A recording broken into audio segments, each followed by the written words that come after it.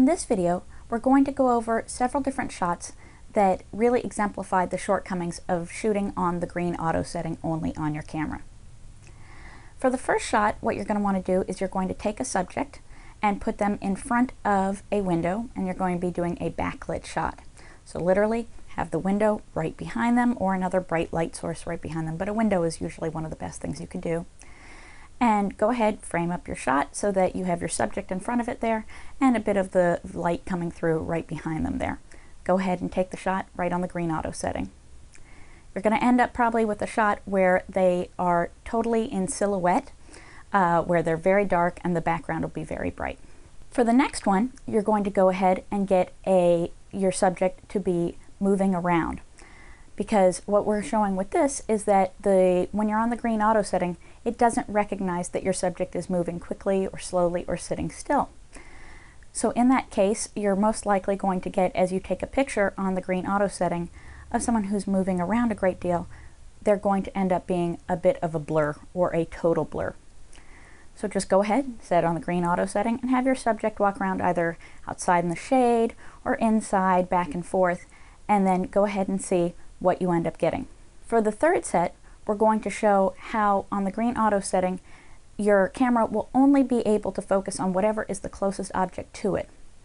To show this, we're trying to do the classic example of as if you were trying to shoot a photo of a tiger in a cage, and yet the camera keeps focusing on the cage and not on the tiger. I'm guessing at home you don't have tigers in cages, so to be able to try this at home, if you have a bird or something like that that's in a cage, that's a great example. But otherwise, if you just put an object that is in the frame there, both in the foreground, and then your subject that you really want to actually be focusing on in the background, go ahead, take your shot, and see, is it ever able to focus on that image, that subject that is further in the background versus the object that's in the front. I think you'll find pretty much always it's focusing on the object that is in the foreground instead of the subject you really want to be focusing on. For the next, what you're going to do is take a subject outside in the middle of the day when it's a very sunny day.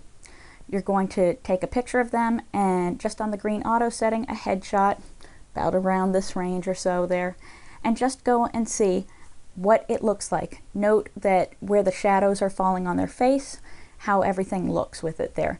You want them standing there so it literally is the sun shining straight down on them. They're probably going to be standing there squinting a bit, so it's nice if you say to them, you can go ahead, close your eyes, and say 1, 2, 3, on the count of 3, you open your eyes there so that they can take the shot and they're not having to sit there staring into the sun for a long time.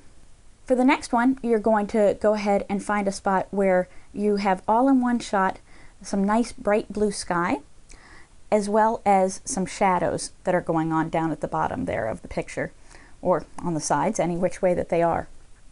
You want to show a very bright, bright, bright part of the picture there, and a dark, dark, dark section while you're taking this, because what we're showing is that then when it's on the green auto setting, it's not sure what to focus on there, of whether to make the exposure overall balanced for the highlights, for the shadows, or somewhere in the middle there. And for the last one, what you're going to do is you're going to take a shot at night. Just go out and in a spot where it's dark, take a headshot of a subject and go ahead and just take a shot on the green auto and see what happens.